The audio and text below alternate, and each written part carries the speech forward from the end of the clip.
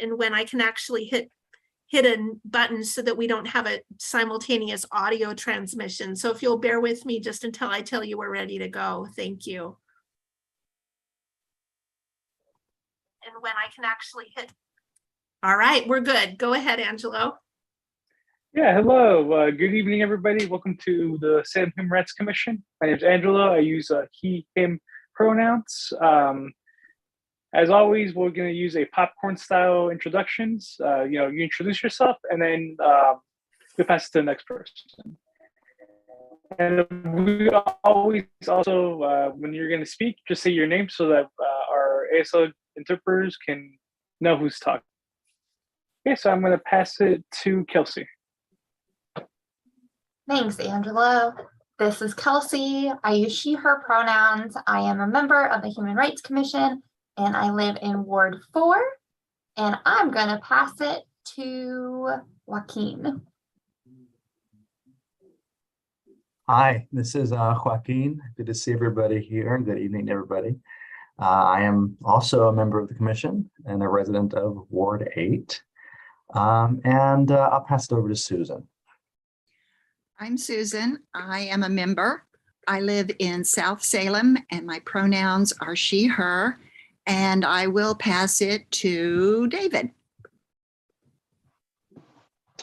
Hi, my name is David Reinholdt. I'm a resident of Polk County. I'm on the commission and my pronouns are he and him. And I will pass it to Krista.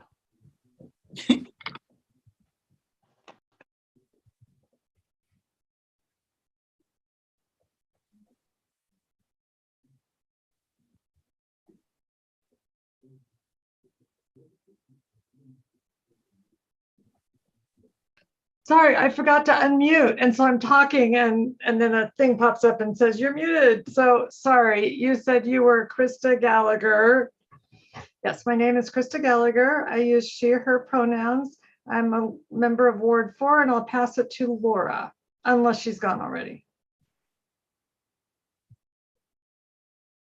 I'm Laura Fouts. I use she, her pronouns. I'm a member of the commission and I live in Ward 3. And I'll pass it to Hamadi. I am Hamadi Jackson. I am a member. I live in Ward 5, and I will pass it to Debbie. Good afternoon or evening, I guess. I'm Debbie Aguilar. I'm a lieutenant with Salem Police Department. I am the liaison between the police department and the Human Rights Commission.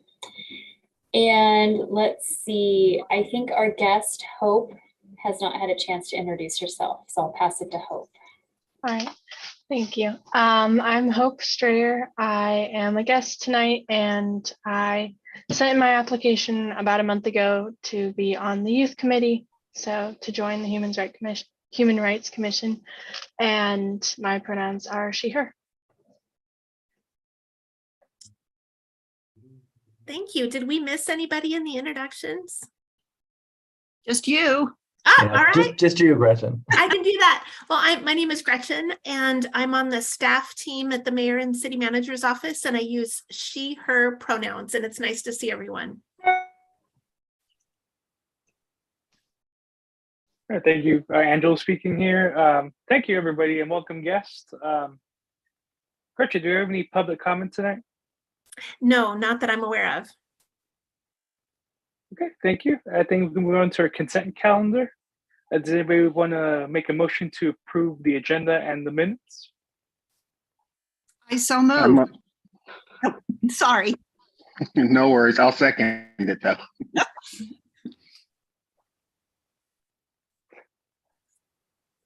Thank you. So was it Susan first and then Hamadi second? Yep. Okay, thank you. All right, all those in favor? Aye. Aye. Okay, any opposed? All right, approval of agenda minutes passes.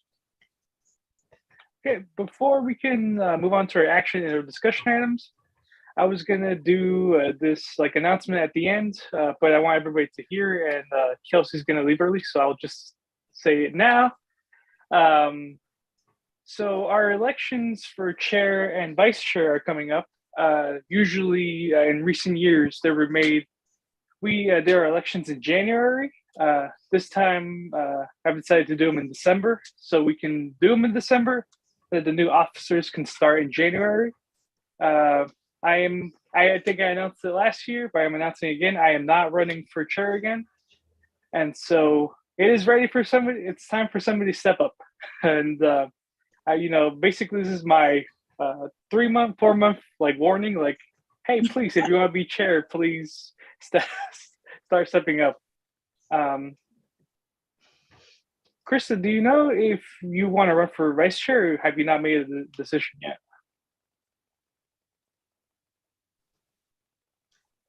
This is Krista. I love this committee. I'd love to see it continue. I'd love to continue as vice chair. However, and I would be excited to support the next chair in their new role. Okay, so sorry you cut off, Krista. So you are not running for vice chair, is that correct?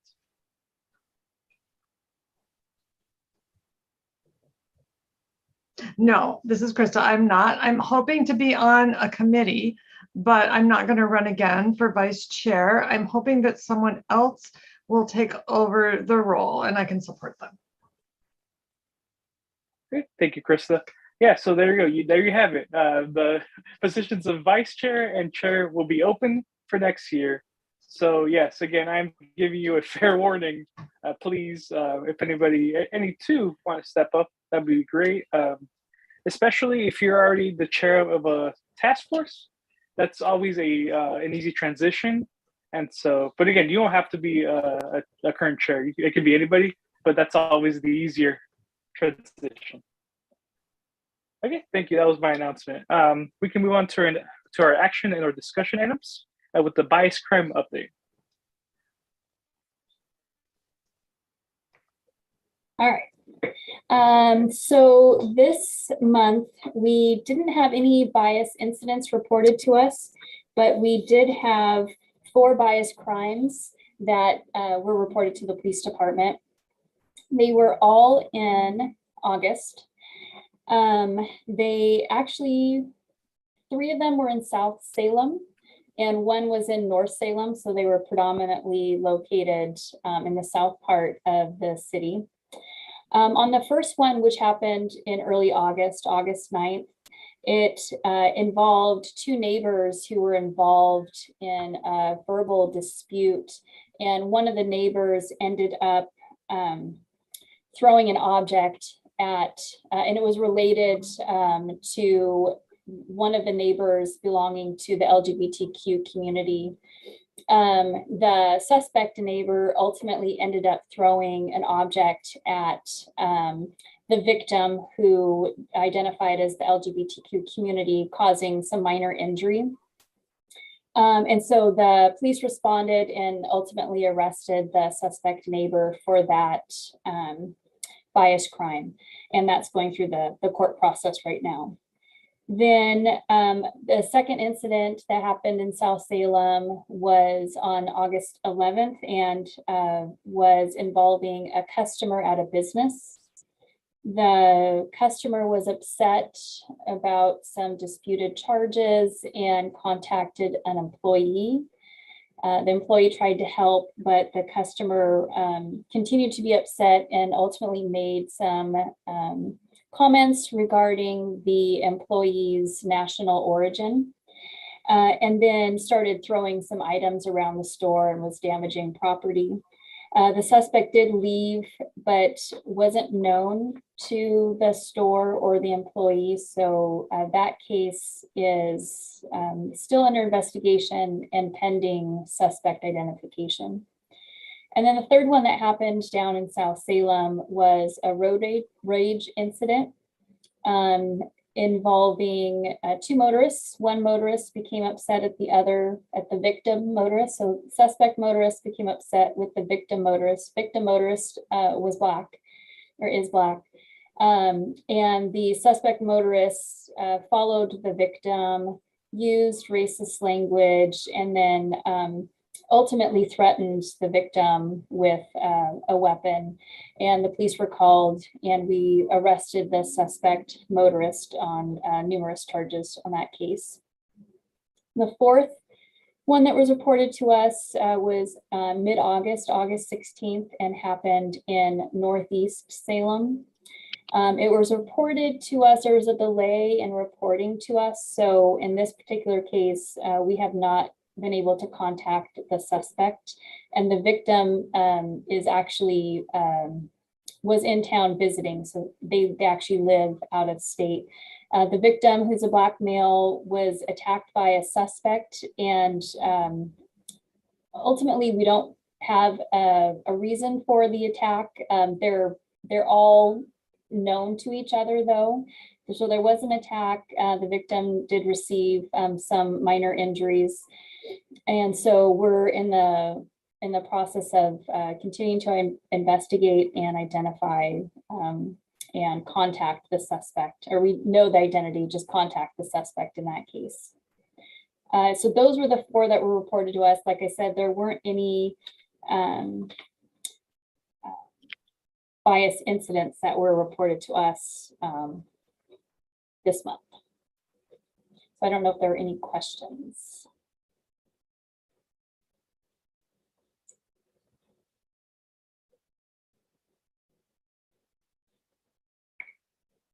That's it. Angela here. Thank you, Lieutenant Aguilar. If there's no further questions, we can move on to our complaints/concerns of discrimination. Gretchen. Yes, thank you. As I'm sitting here, I'm realizing that one of the situations didn't make my tracker. And so I forgot to write notes. So I might lean on my members of the Human Rights Commission who were with me. One situation we became aware of while we were tabling, several of us were tabling at the city's event that celebrated the Civic Center or City Hall's 50th anniversary. And at the table, a person began to discuss some concerns that what she was experiencing in her workplace was related, the difficulty she was experiencing was partially related to her personal identity. And so she was concerned about how she was experienced in the workplace. I don't know if anybody here who was there would have anything to help us remember which identity. I don't want to speak, of course, we never speak about the actual location because we don't have information to help substantiate the situation. And so but just generally, if anyone, I'll pause there and see if anyone who was with me had anything to add. I didn't have any follow-up that night, after that night, but just I remember a discussion that evening. I was there. This is Joaquin. The concerns revolve mostly around ethnic and national origin as well as language. As a Spanish speaker in the workplace, some comments and stuff around that. Yeah. Thank you. That's what I couldn't recall. And I'll add that to the tracker because we like to pay attention to the trends in particular topics. Another situation was I just had some conversation from a member in the community who was really concerned about what she shortened to calling catboxing, or ridiculing gender identity by expressing oneself as identifying as a cat and requesting a litter box for a restroom, being very diminishing to the identity of gender to people with varying gender identities, and just expressed concern about that trend and spoke about I understand an incident that was being discussed in the social media and in the community, I think at a school, and so wanted to just express concern about that. I also had two other situations, so for basically a total of 4 situations. The other 2 both relate to people with varying abilities. In one case, a caller reported experiencing discrimination at the workplace based on disability. They had already been progressing with a formal complaint, and I provided some information and some referral and took the note down for your tally, for your understanding. But there wasn't any additional services to provide. Let them know I was here if they had any follow-up questions.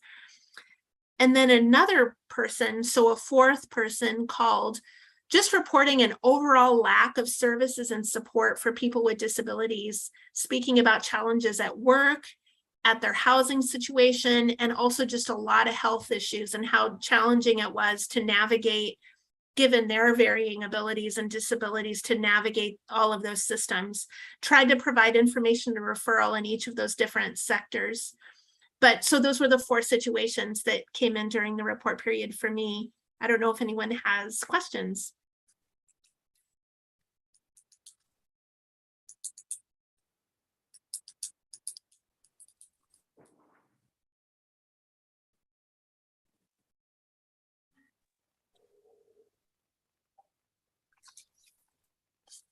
I actually have a question. Are we able to like physically go out and verify any information, or is it just like, I mean, like what further steps can we take? Thank you. Excellent question, Hamadi. And yeah, it really gets driven and depends upon the situation. If the person who's calling in and reporting situations requests that kind of help, that is something that we can do, as long as it doesn't duplicate the work of another agency already. It's written in our city's code that we're not to duplicate another agency. So for example, in the third situation, they already have a formal complaint progressing with the Bureau of Labor and Industries, and it could interfere with that if we simultaneously began an investigation. It duplicates that process. So we stand down and are supportive of that existing process. But if there's a situation where a person, there's not another process available to them and they would like that kind of support, then yeah, we can. We can't formally compel a person to comply with the investigation. If we were in the situation where we thought that needed to be in place to really understand, we'd begin to work with our legal department to explore what the pathways could be, if that makes sense. So I guess the long-winded answer of it depends. And it occurs to me, you might have also been wondering about the situations that Lieutenant Aguilar speaks about, but maybe you were speaking specifically about mine. That's the stuff that comes into the Human Rights Commission that's not criminal in nature. Yeah, that was more it. I mean, I don't want to dabble in police department business because I am nowhere near equipped to even to begin that. But I was just wondering, you know, in general. Yeah, copy that. I think the most common situation when people want help and it's within our zone ends up being what I've called or thought of as shuttle diplomacy. If they're not comfortable directly speaking with the entity, they might have a set of concerns. They have us reach out, so we go talk to the location, ask questions, gather information, come back to the person who reported, you know, go over that information. That could lead to some additional questions. And there's a lot of backing and forthing until we come to some sort of resolution that makes sense. That's probably the most common way that we get in and investigate when it's a fit for us to do that. Okay, thank you. Yeah. And I love your verbs, backing and forthing. Yeah. Thank you, Susan.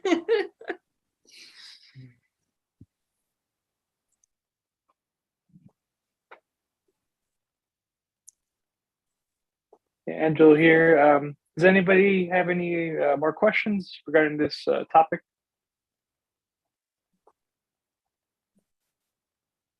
All right, if not, I think we can move on to our next item, which is approach to meetings. Gretchen, can you also please start us off? Oh, I'd be happy to. And please, I'll begin the conversation, but this is very open and could go in directions that you all are wishing. A couple of meetings ago, some folks had expressed a desire to find a way to increase participation at the meetings, just noticing we had a bit of a trend downward towards quorum and the ability to gather folks. And then for those there, others were talking about, they really want to hear from more people around the table, that there might be some that are with us, but we're not getting enough opportunity to really hear what they're thinking. And so this is where this conversation was born. And so at the beginning, it's an opportunity for you to think about things and share your perspective as a commissioner on what might be a way to increase engagement. It might be a simple thing like a change in the meeting date or time. It might be something about the way the questions are formed or formulated, or the types of things that we talk about at meetings. So it can be very open to what you might be interested in.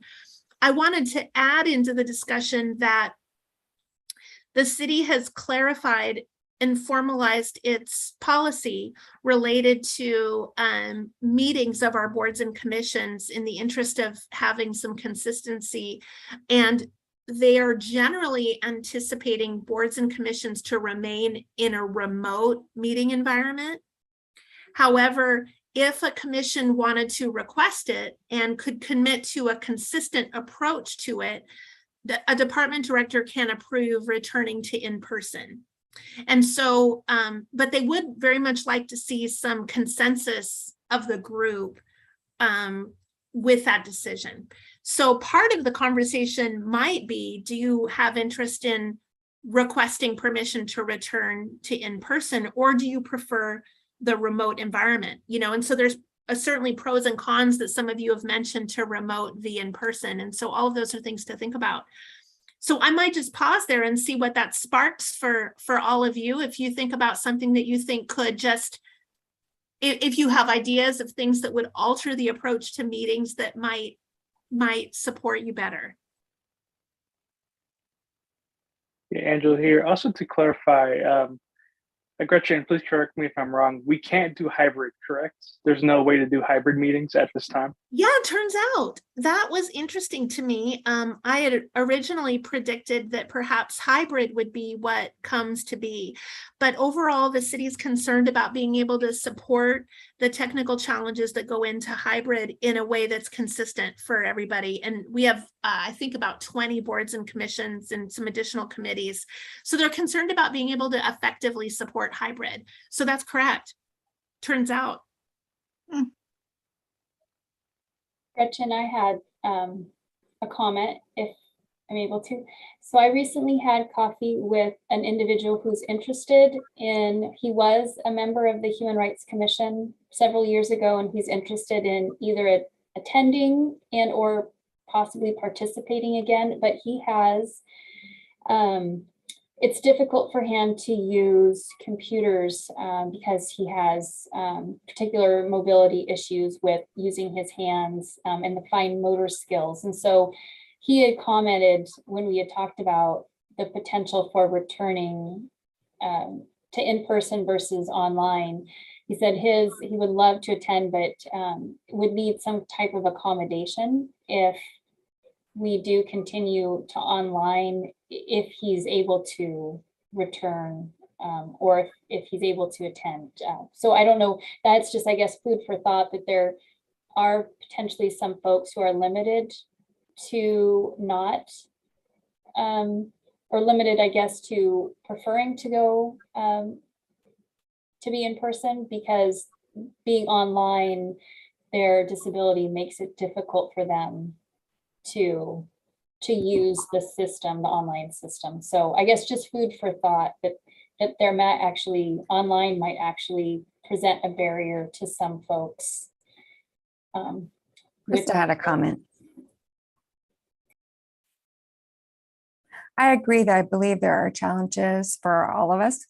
Some people prefer online for different reasons, like for health reasons, or it's easier to be online. Some people prefer in person. I work all day from home remotely. So now I'm in a place where I'd want to go back to in person. And then that would help motivate me to be more involved, I think, because at the end of the day, I'm already tired from remote work all day. And I know some other people might be experiencing those issues as well. So again, I want to be careful. I know that some people still need or want to be very careful about me in person. So Other than that, I do notice that online, we tend to have less community members attend. And when we're in person, we seem to have more. And I really miss that in-person kind of connection. Like we have 1 or 2, 3 members of the public that might show up, you know. And so I really don't think there's any way to satisfy everyone. So I'm just curious what all of you are thinking.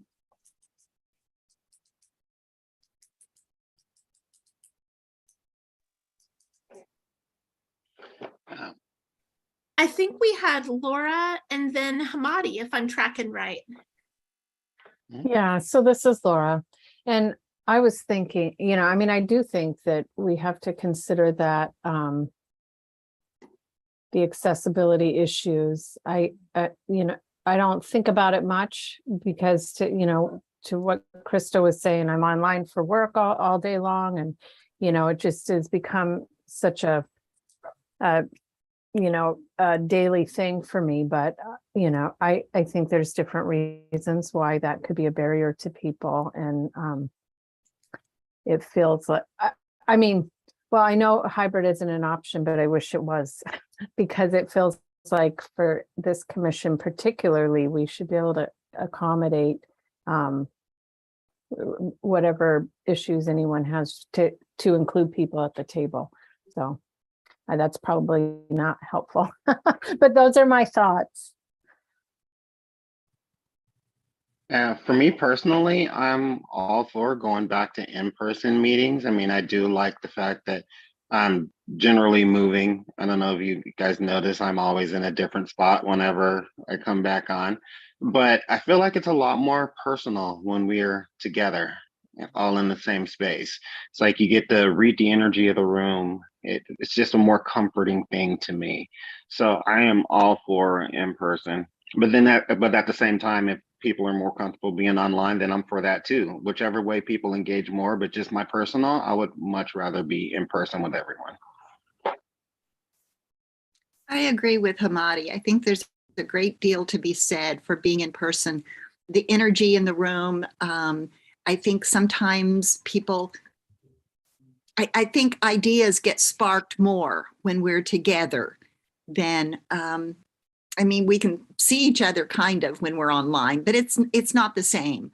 I like the idea of coming together.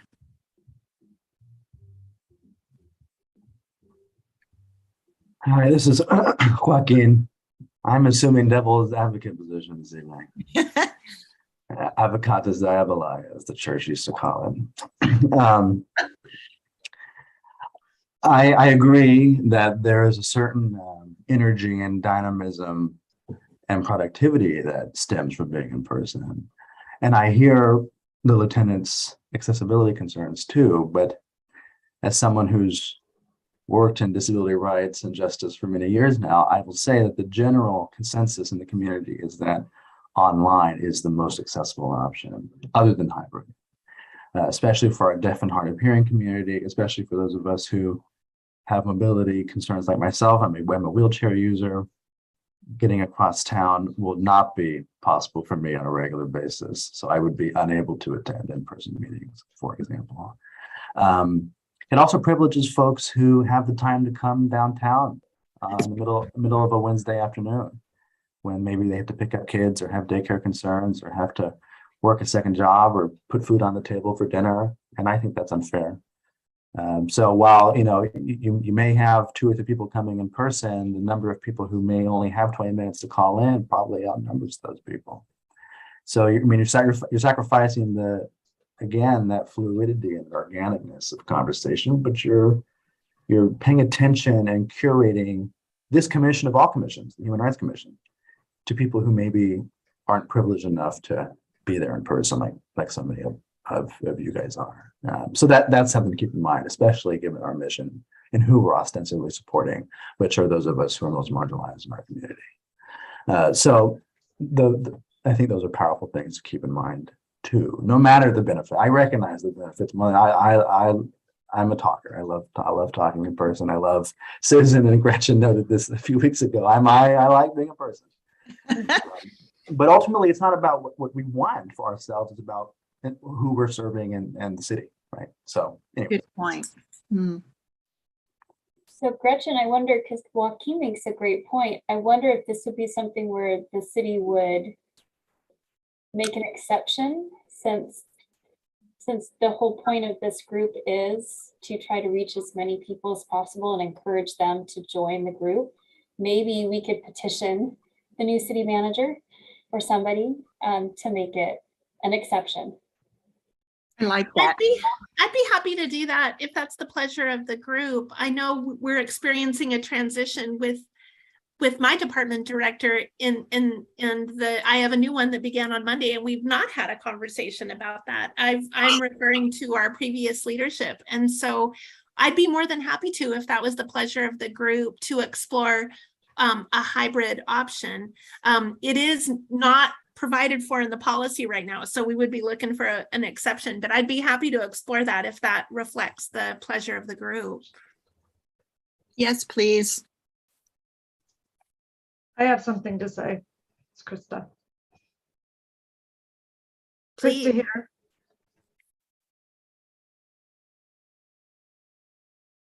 I wonder if the exception is possibly not fair to other committees. I'm on other committees too, and I think about that. But, you know, we live in a practical universe of trying to make access available to everyone. So I feel like it might be important to test a hybrid option with just 2 or 3 meetings, just to even see if it would be effective and able to happen in that way. And then we could discuss if we want to choose meeting only online or only in person after we see how the hybrid works. So what I will say is that if I know that people may not be comfortable coming to the police department, but we do have a community room that was set up to have hybrid meetings. We've had hybrid meetings in the community room before. I know the barrier is at the police department, but I would throw that out as certainly could be an option if the city has that concern about the technical ability existing. So just throwing that out there as a possibility. Thank you, Lieutenant. We also have that ability in the mayor and city manager's office conference room. I would imagine some could present in person and sit around our conference room table, and then we could queue up Zoom, and those on Zoom would be able to see everybody who is also on Zoom and then see the table. There's some limits to visibility. We can zoom into the table, but you know, that has a limitation. I think the issue has been that apparently that doesn't exist in all of the different spaces and departments that hold boards and commissions meetings. And there was concern about some being able to access hybrid and not everybody being able to access hybrid was part of the concern, I think, behind not doing hybrid, but I'd be happy to go back and explore.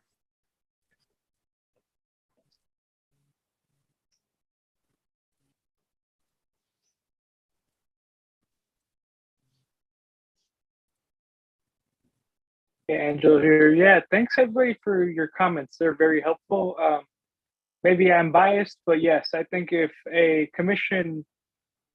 was a commission to get an exception, it would be us, because I think we are a commission where the community really is involved and has been involved over the years. I know other commissions, even when they were back in person, they probably didn't have as much participation as we did.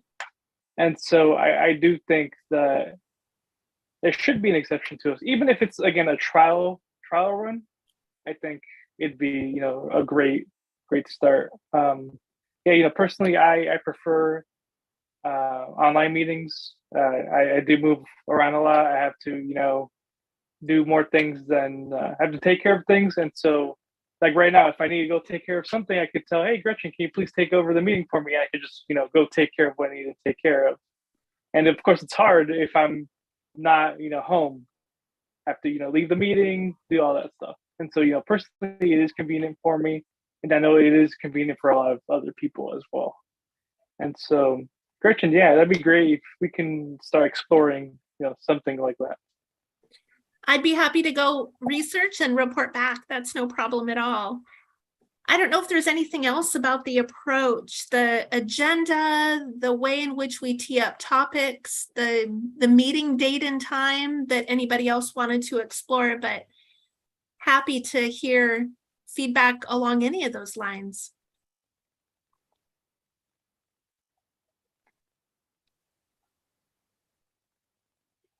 I have something.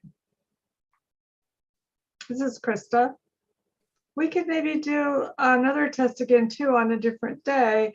When we've got more members, maybe we could just do a test on a different day, not on a meeting day, just to see what it's like.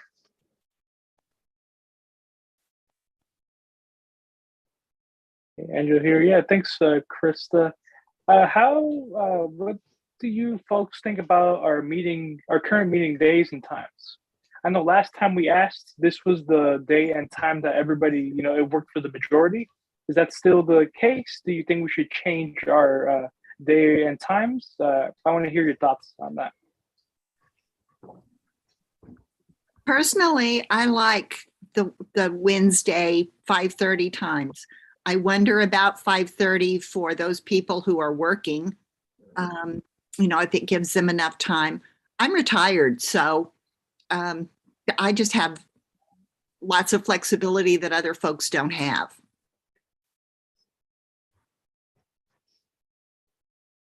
Laura, go right ahead. This is Laura. I personally would love it if it started a half hour later, but I can be flexible with the majority, but since we're sharing our opinions, that's mine.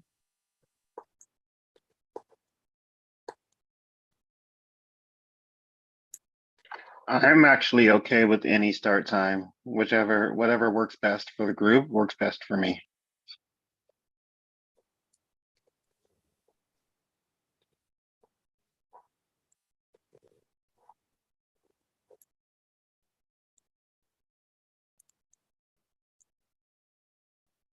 Angela here. We're already going all over the meeting. So Joaquin, do you have a preference? I'm sorry, I didn't catch that. Will you say it again for me? Oh, good. Do you have a preference in day? Is this day still working for you? Is this time still working for you? Do you mind? Yeah, this works great for me. Really, any other day would work fine except for Thursday. But yeah, I'm open and flexible. Thank you. What about yourself, Krista? This is Krista. I'm flexible too. This day and time works just fine for me. I could shift it and I would be happy with that too. I wouldn't want it really late, but a little bit. Not Friday, Saturday, or Sunday either, I guess I should say. Yeah, thank you, Krista. Hamadi, you have a question? Yeah, I actually just wanted to get our guest, wanted to give her a chance to chime in. Like, what would you like? What do you think about it? Like, let's hear your voice. Thank you. It's Hope talking. Personally, I think Wednesdays and Fridays would be the only nights that I'm available, just due to classes and other extracurriculars. Yeah, this time or starting at 6 both work with like working a half hour later or this time is great. Yeah. Thank you. And you're here. Yeah, thank you. Hope, and thank you, Hamadi, for reminding me that we had a guest tonight. Sorry. No worries. Yeah, David, do you have a preference?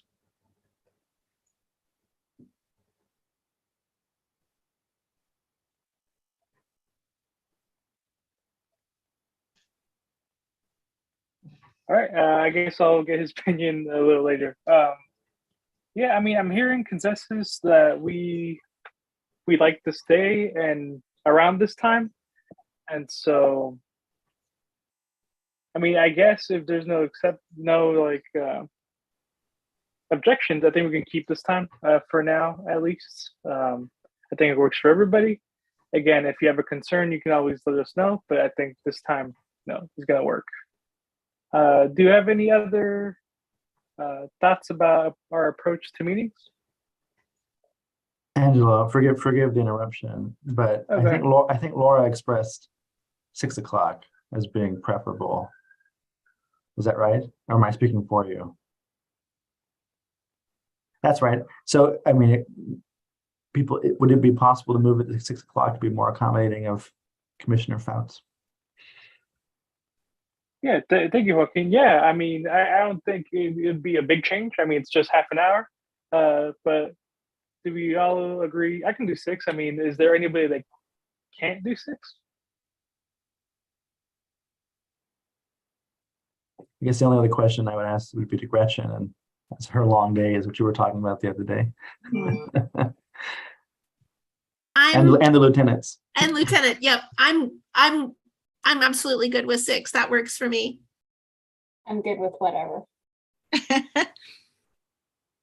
Oh, you Angela, guys- yeah. Oh, go ahead. So not, that's so nice. I just said that would, I didn't think you would change it for me. That's fantastic. What a nice commission. Hmm, That takes a lot of pressure off me, actually. good. Yay. Yeah, Angela. Yeah, no worries. So Gretchen, I think we can move our meetings to 6 starting next month.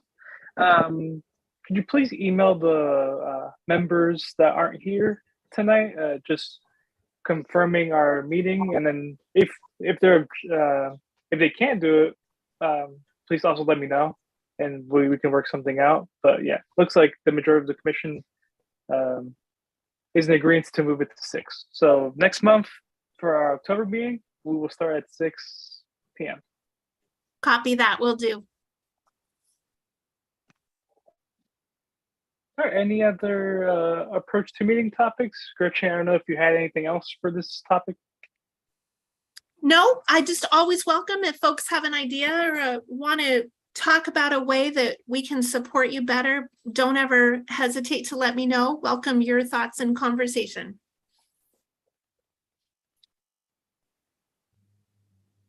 I do have something. I'm sorry. I'm talking too much as per usual. No. I'll that's rein it good. in. Gretchen and Susan and I think we're talking about at the 50th anniversary event about this, and I think something I brought up, which I think maybe bears repeating, the few things I say do, around bolstering the connection with City Council and in some form, and having a stronger relationship. I mean, I think the question around ownership of initiative, of policy, of the mission is a substantive question that we need to kind of clarify a little bit. And I think that if people, have ownership of the kind of projects like the Chapter 97 changes, all this stuff, which are really materially like big, if more of those things are happening, if people have more ownership and have maybe a more proximal relationship with policymakers, people might show up more, and it would, I think, in turn, invigorate community engagement.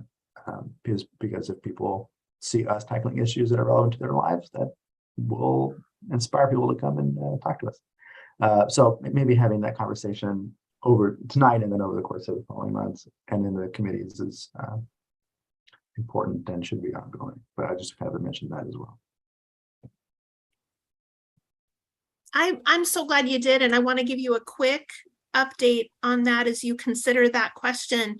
My understanding is in the new calendar year, the mayor and council themselves are also interested in initiating a conversation, an analysis, what have you, about their relationship with all of their boards and commissions and committees. Something similar was shared about wanting to increase engagement with the committees during their council policy agenda meetings or conversations that they were having. And so they also expressed something similar, and I understand plan to tackle that in early 2023.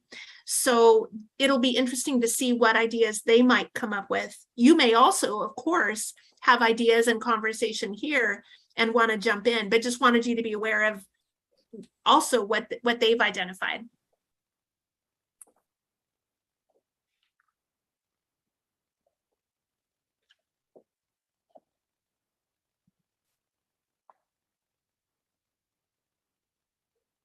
Yeah, Angela here. Yeah, thanks for bringing that up, Joaquin and Gretchen. And Gretchen, I think personally, I think we were long overdue for a guest to appear in our meetings. I know a long time ago we actually had a couple of counselors show up to our meetings, and that hasn't happened yet. So is there a way that we can invite them? I mean, I don't think we have a preference in counselor. At least I don't, but I would love to see, a couple counselors come to these meetings, especially since we're virtual, so it's easier to access. That's always an option. And of course, these are public meetings, so we always welcome participation. In past years, at different times, sometimes just random, and sometimes in concert with what you might be working on. Commission members have asked me to go ahead and precisely invite council members to attend meetings. And then what we tend to do is just kind of identify a schedule, like, oh, the mayor might come on this day, and then counselor from Ward 4 might come on this day, and from Ward 2 on that day. And we kind of just start noticing and planning and anticipating for when they come as they can, as their schedules permit. And so that is a choice. And if at the group's direction, I'd be happy to send a note saying, hey, the commission members would love to see you, would love to have you as a guest at the meeting. I don't know if you have any particular requests, or if it's really just to observe and be there. Let them know what, give them a few minutes if they want to share, if you want to hear what might be on their mind related to human rights, but also just invite them to listen in on a meeting. That's been a common practice in past years. So certainly that is a choice, yes.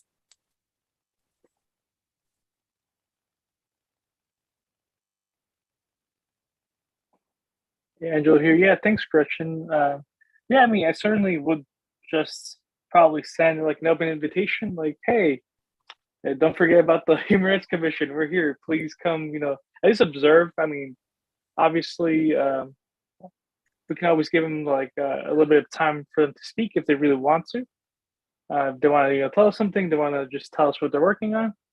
But again, if they just want to observe, I'd also welcome that.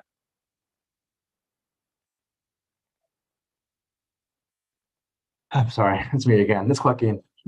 I'm getting exasperated at this point. I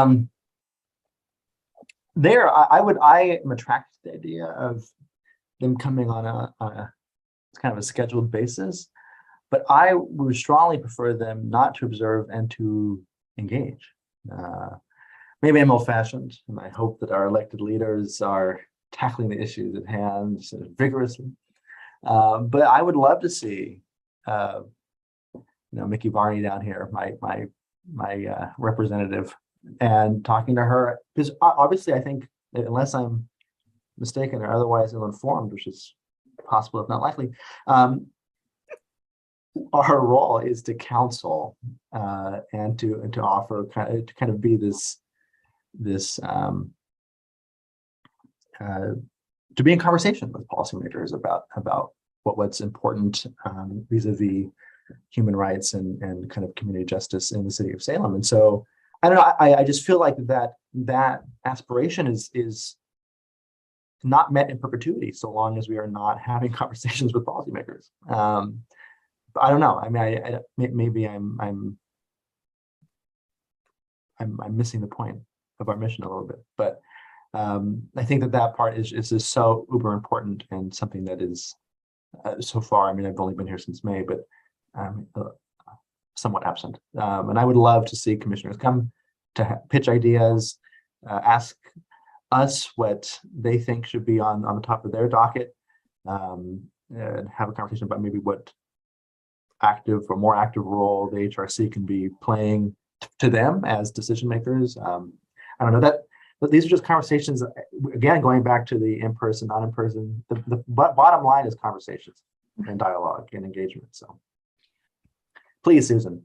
Susan. Joaquin, first of all, you're not talking too much, so just I would say hush, but no, don't hush. Don't hush. Thank you, Professor. You're welcome.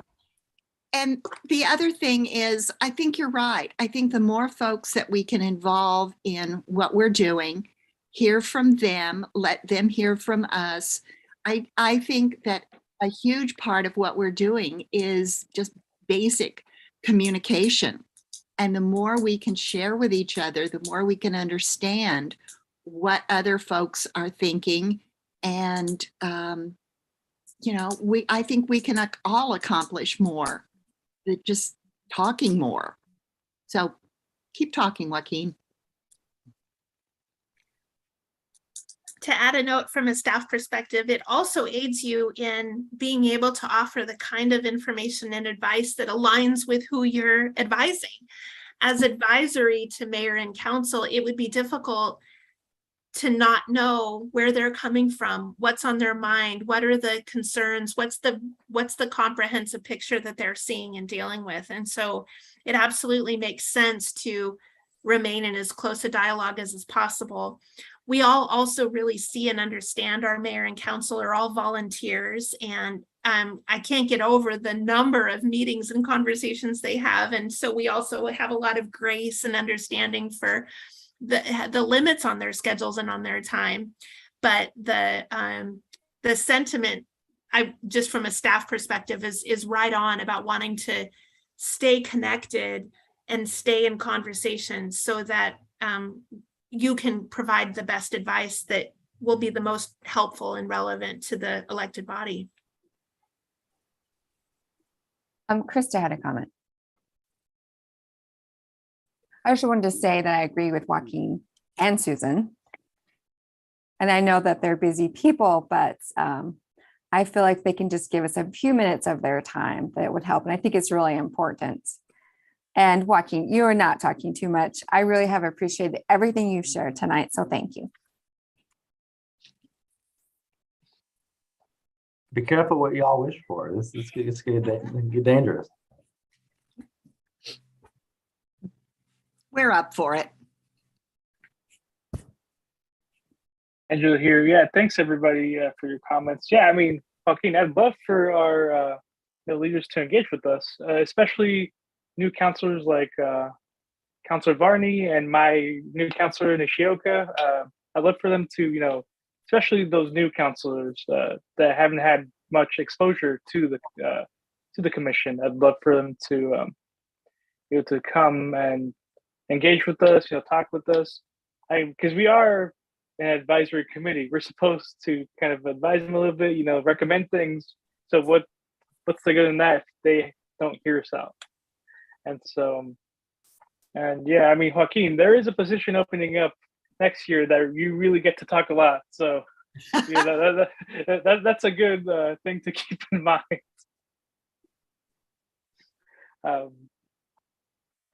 But yeah, any other thoughts for this topic for tonight? Again, if you have any more thoughts, we can always, revisit this topic for the next meeting and the meetings afterwards. But does anybody have any more for tonight?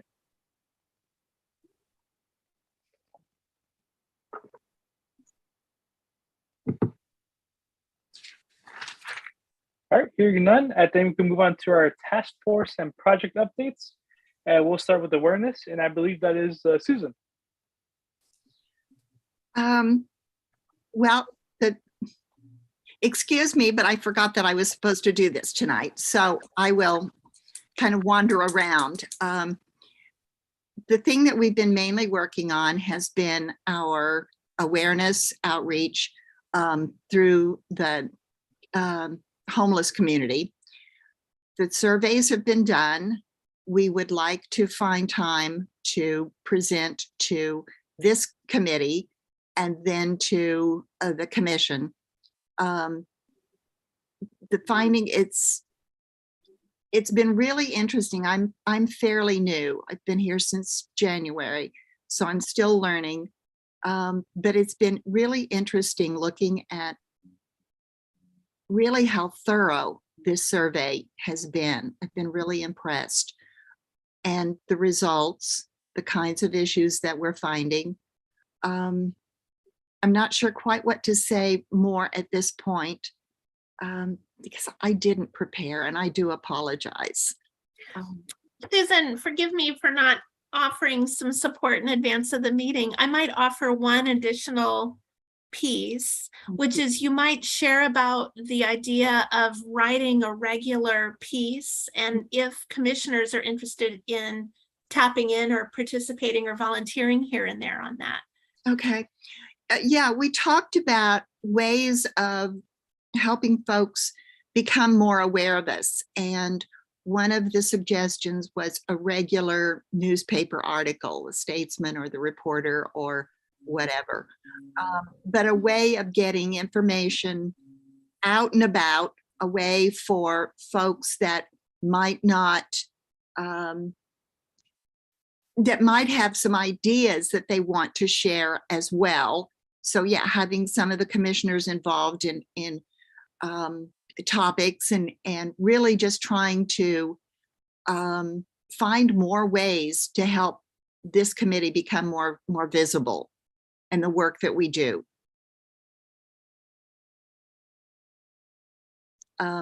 We know that we email stuff out. We know that, you know, there's Facebook, but just again, finding another media for getting information out there. Hi, this is Joaquin, taking the advice and talking. Mhm. I open the paper every morning. I'm a paper person. I don't know how to use my phone. I can barely turn it on. But my understanding is that Twitter, if we're interested in going the way of social media or other modes of engagement, so Twitter is a very good way of engaging public from a kind of more of a governmental public service perspective. The city of Salem has a Twitter account that's high engagement. Other agencies, departments at the state, county, city levels for different cities, for example, Portland, have multiple official Twitter accounts. That might be a good way and to boost engagement. People often follow indiscriminately, so I am told. Plus, I think a regular note from the commission, whether it's in the Statesman or the Willamette Weekly or whatever it may be, is a great idea for those of us who are a little more, have more Luddite tendencies and don't like getting onto our computers and prefer reading things in words. Would be a good idea too. Very, very in favor of either or both of those ideas. Well, what we're thinking is the more ways we can get information out there, the better. You know, there's some folks that are really glued to social media. There's some folks that open their newspaper every morning. There's some folks that listen to the radio. And I really think that all of those are important ways. And I really think it's a matter of all of the above.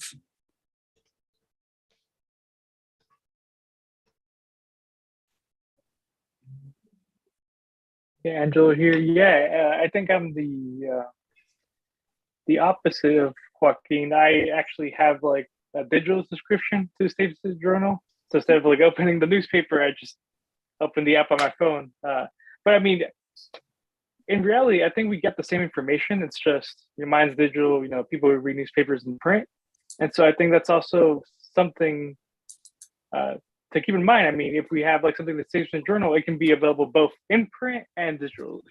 Right. And so, of course, that'd be like the perfect scenario because we have it in both. But I do think that's a good thing to keep in mind that there, you know, that does exist, that hybrid model. I know that a number of years ago, I was director of a project that helped folks with disabilities get assistive technology. And we ran regular newspaper columns. And it was really cool because we got a lot of response from that. Now, that was also a billion years ago. So I know that things have changed and younger folks are more into social media than I am. I admit that. But again, I think the more ways we can reach out to people and connect with them. I'm a big believer in going to where people are. And they're going to be in different places and have different needs. So how's that for wandering around? Thank This you. is Laura. Go I ahead, just Laura, want to please. say that I love the idea of being, putting something in the Statesman's Journal. I don't know what that entails, but I've noticed, so I have lived in Salem since 2020. I moved from Portland, and I am so surprised all the time at the little things that I read in the Statesman's Journal, right? What's going in on the corner of Commercial and, whatever, because I'm not used to being in a town that I guess it's smallish, right? So there's less news. And so you can put things out there that are less, they don't have to be as, people seem to be, there's more of an avenue to understand things about the community, I guess is what I'm trying to say, because we don't have so much of that shocking news and those type of things that I think there's room to let people know what's going on and let them know, that why we're here and what the function is, and invite people to just be a part. So if that's the Statesman, I like the idea of Twitter, whatever avenue that is, I'm for it. I like that. I agree. I mean, I think we should post up anywhere and everywhere where we can get the message out. I mean, if it's Statesman Journal, if it's Twitter, if it's leaflet drops from wherever, like, let's do it.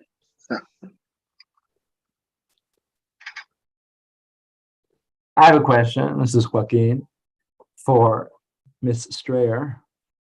Hope. What as the chief young person expert, what are some of the modes? Because I think also, and Gretchen can speak more to this as an aside, but I think part of our on the horizon sort of things is student and youth engagement, is it not? So hope, what, if you have any, you don't have to have any, not to put you on the spot, but if you have any ideas about ways to engage with high schoolers, middle schoolers, young people. I wish I had a lot of knowledge to share, but I personally try to avoid social media, and I'm homeschooled, so kudos to you. Yeah, I'm not very, knowledgeable about what teenagers my age do all the time, but I personally, my mom and I'll go through the news most like mornings as we're having breakfast or going for a walk. We'll just like catch up and see what's happened, and that's the way that I usually know what's going on. So yeah, thank you. Thank you for sharing. This is Laura. Another place where I've seen information, and I noticed that the police department they post things on Nextdoor sometimes. And Nextdoor is that's a good, I think there's a lot of people in the community that go on Nextdoor. Not all the news is good or probably accurate, but it would be a place to be visible. It's a good idea.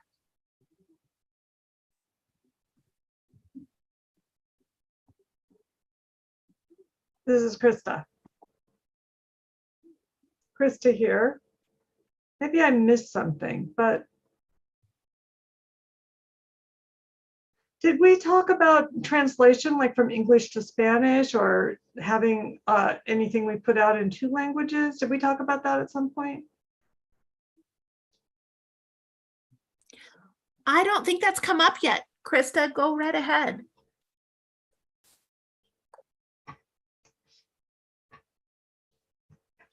I thought if we had talked maybe about if we're sharing something in the newspaper, maybe we should have it accessible in at least a couple of languages. Great idea.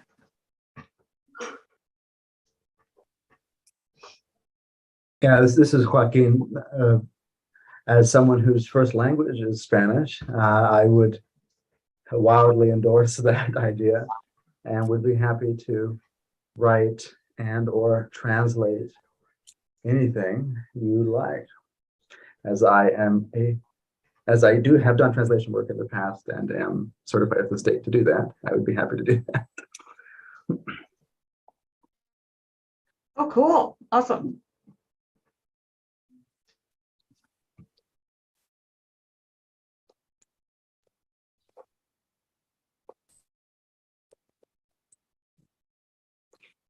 Have we ever? And just, oh, go ahead. Go ahead, Susan. Excuse me, this is Susan. I'm just curious. Have we ever done any kind of survey to find out how many languages are spoken by people who live in Salem? You know, I'm not aware, this is Gretchen. I'm not aware of I don't know, I guess I should say. What I do know, a source that I look to for that is the Salem Kaiser Public Schools. They do a really nice job of publishing what seems to be an annual report that updates us on the number of languages and the types of languages. And last I looked, I think it was something like 65. So I was thinking it was somewhere around there. Yeah.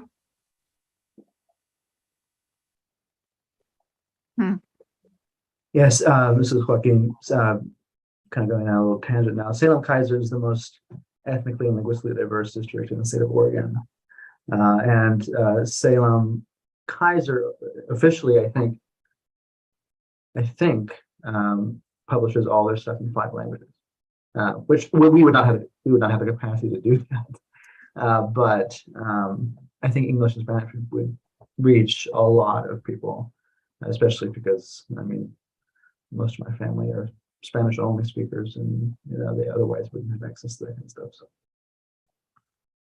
but a lot of languages. So. Okay, a lot. It's a good number.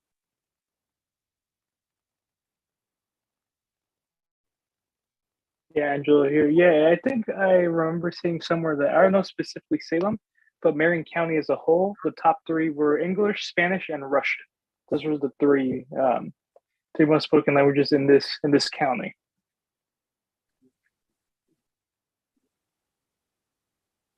Yeah, thanks everybody for their thoughts. Any more questions, comments on the awareness?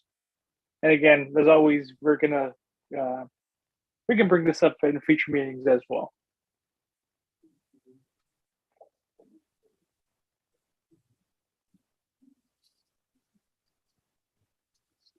All right, Susan, anything else for the report?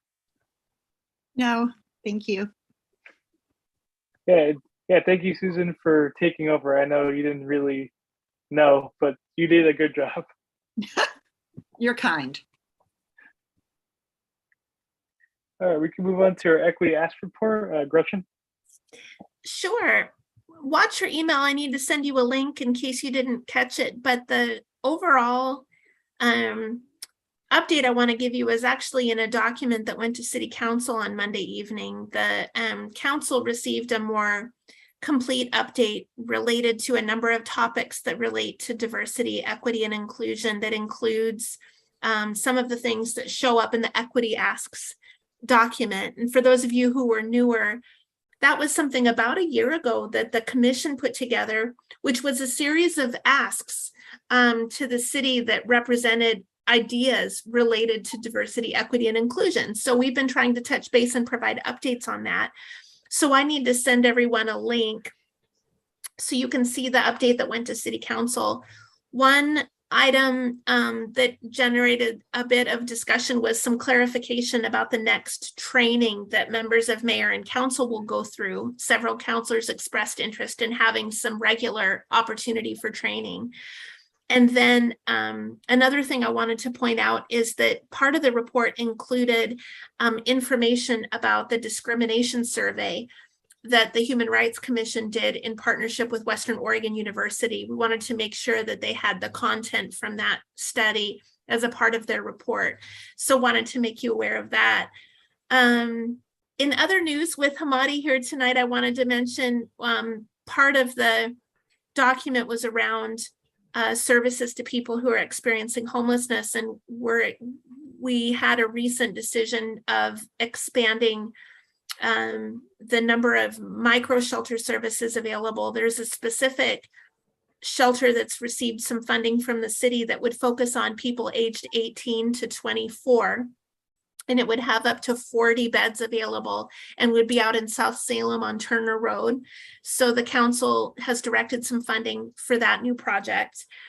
And Hamadi is also with Church at the Park, as I think he shared with us. And that at the Village of Hope project, that's going to be undergoing a move from its current location over to Center Street. So you might have seen some information that came out about that.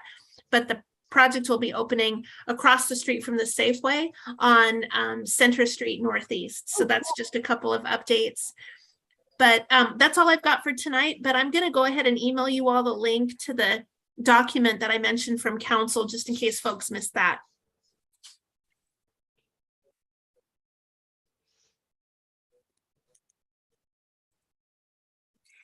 And if there's no questions, Angelo, I think Kelsey's no longer with us. So if folks would like, I can give a quick update on the LGBTQIA+ intersectional task force too, if you'd like. Angela here. Yeah, please, Gretchen, if you could. Sure. Couple of things that's been on the minds of the task force. And the first one is the Safe Spaces Project. You might remember they've been thinking through how to create a program where local people who manage spaces, whether it's a business or an organization or a public space, could signal to the community their intent to be inclusive and go through a process where they kind of report on a kind of a checklist of items that are in place, that have been thought through, that would be important to be accessible to the community, that the commission takes a look at in advance of participating. I kind of shared that a little bit backward. I apologize, but many of you are familiar with the Safe Spaces program. The conclusion has come that it would be important to affirm a program like that with City Council and all of you to make sure that it's being conceptualized in the way that everybody would like to see. So the idea right now is the task force is going to be taking a look at a draft kind of formal recommendation about the program. And then if they like how that looks, it would advance to all of you for your review and consideration to just confirm this is what you'd have in mind. And then that would be a recommendation to City Council. So City Council would take a look at the program and have the opportunity to weigh in and comment on is this something that they would have in mind. So that's been the latest. So please stay tuned for a document to be coming through your task force, up to you. The other topic of conversation primarily is the Transgender Day of Remembrance. This is something that the task force puts together essentially on behalf of the full commission. They do the legwork around planning the event, but everyone's invited. And that's something that they've done for several years now. And this year's event is starting to take shape. It's scheduled for Sunday, November 20th at 7 p.m. at the Laux Auditorium at Salem Public Library, with a virtual option to be able to watch from one's home or other location if you like.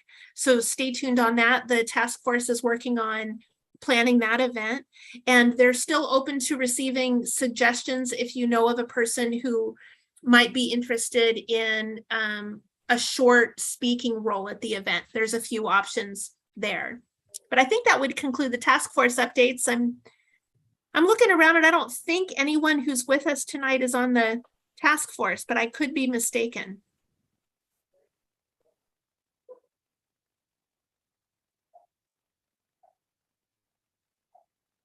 Yeah, Angela here. Thanks, Gretchen. I'll certainly give a moment for questions or comments. But Gretchen, if you hear none, we can also move on to our staff updates if we have no questions or comments. I just had a quick comment if people don't mind. I'm sorry, I was pulled away for a second, but feel free, any of you guys of the micro shelter communities and things that Gretchen mentioned, if you have any questions whatsoever, please feel free to reach out and touch. I mean, I can answer the best that I can, or if you want to take a look at one or something, please feel free to reach out and touch and we can get that set up.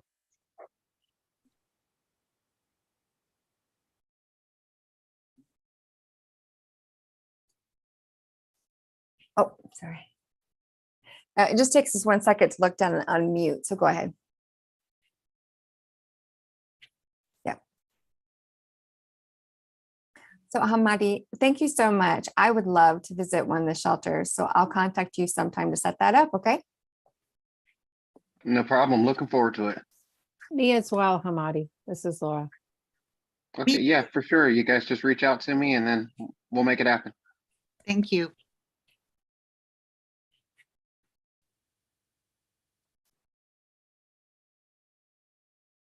Well, very good. I think I thought of just one staff update for you tonight, and it harkens back to Angela's point at the beginning of the meeting about an election coming up. A few years back, commission members developed a description of the role of a chair and the role of a vice chair. So just wanted to make you aware. I'll email those documents to you in case those are things you haven't seen before, and if they would be helpful to you as you're thinking about that. But other than that, I can't think of anything else to share.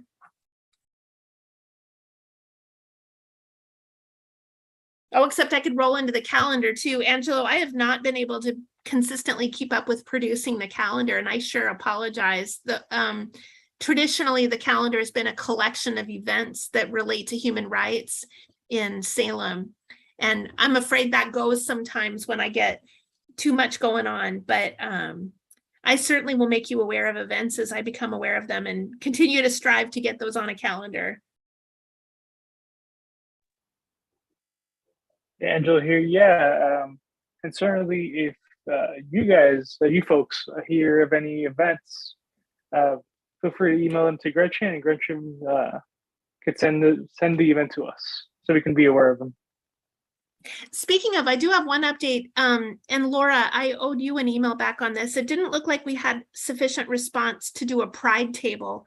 However, the city, through its library, has a table at Pride. And so the idea was to go ahead and place some material from the Human Rights Commission. I'm going to explore if they can have some of our brochures there. Is the latest status on that, because it doesn't look like we have enough to support our own table, but I think we can piggyback on another table.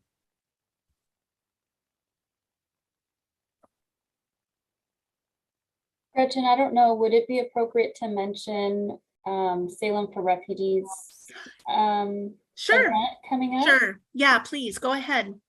Oh gosh, now I'm gonna have to remember it. It's so Salem for Refugees is holding a event, and I believe it's on November 18th. And anyone can sign up to be a table host. And it's a fundraiser, so it doesn't cost anything to host a table, but they will ask for donations at the end. And it's will raise money for all of their programs. Obviously, they are working with refugees who are being resettled in Salem. But they also have quite a few programs that they're working on. One of them being working on some affordable housing, building some affordable housing to help house newly arrived refugees. And so for anyone that's interested, I can get more information to Gretchen, but if anyone's interested in attending or hosting a table, if that's an opportunity.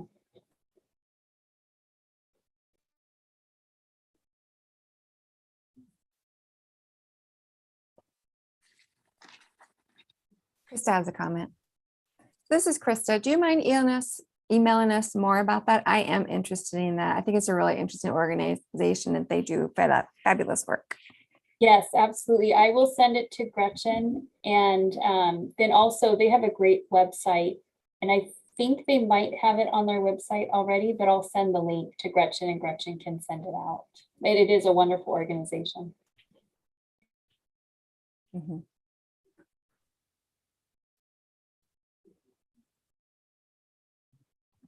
So this is Joaquin. I have a question. Do they have any data about the number or volume of refugees, or if there's how I mean, I'm thinking of the crisis in Eastern Europe right now, and I mean how that might be affecting the city and how the city can best support newcomers and people who are new to the area.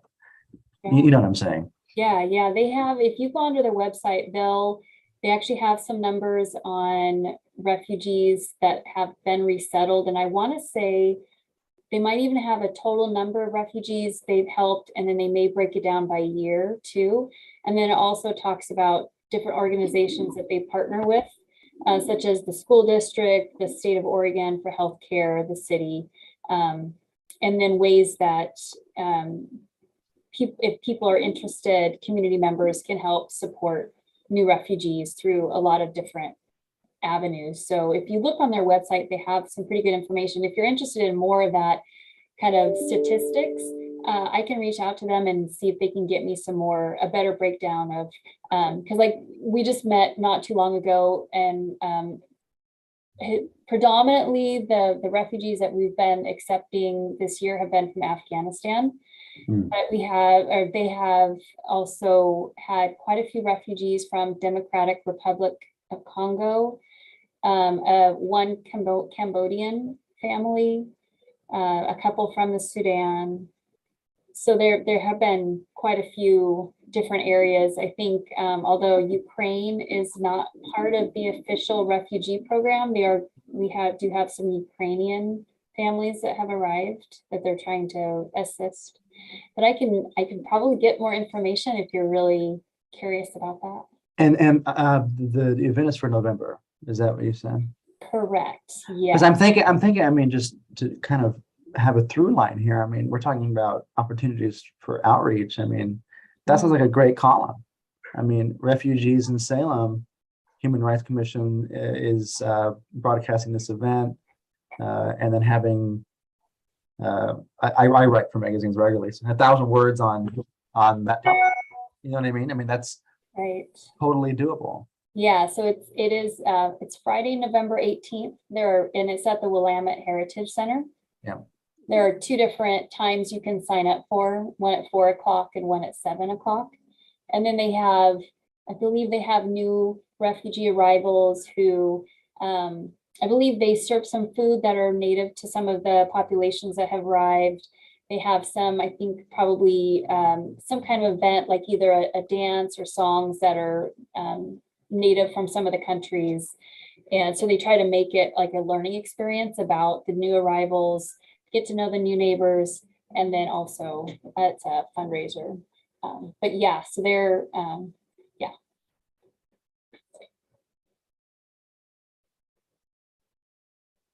So I will get that information to Gretchen.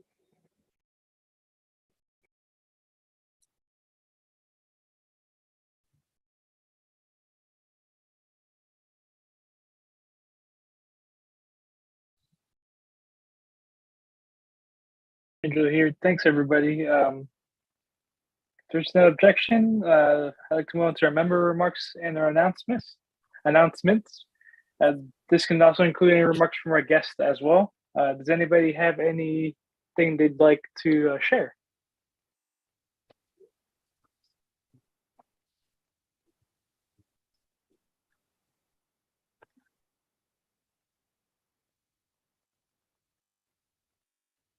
I guess I'd share that again. Please start thinking about those chair and vice chair positions. Please reach out to me if you want to know more about them. I'm sure Krista is also open to answering any questions that you folks might have. And if I don't hear anything, I'm gonna reach out to some of you because I really want this to be a smooth transition. I know one of my goals is to have to transition to new leadership smoothly, because when I became the chair, it was just like, all right, we're gonna vote you in January, and then halfway through the meeting, okay, here you go. Here's your meeting. You have to now be the chair and lead the meeting. And so it wasn't very smooth. Again, it wasn't an ideal situation. We couldn't have our previous chair, they weren't available anymore, and so it wasn't anybody's fault. But I would like this transition to be as smooth as possible. And so please reach out to me, or again, I will reach out to people and just just comment on why I think you'd be a good fit or whatever. But yeah, please don't be afraid to reach out to us.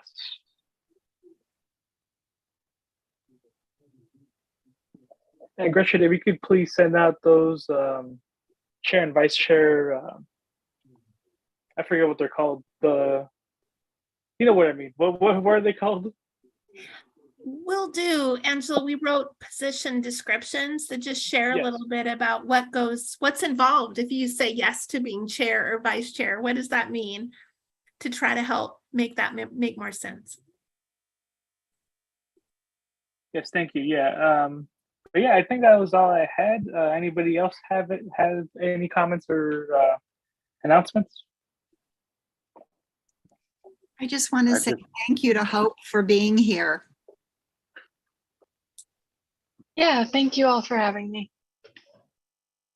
And I just wanted to thank each and every member for their time and for the input that you guys are putting in. It's great work that we do, and I'm glad that we get to do it. So I just wanted to send a thanks to everyone here.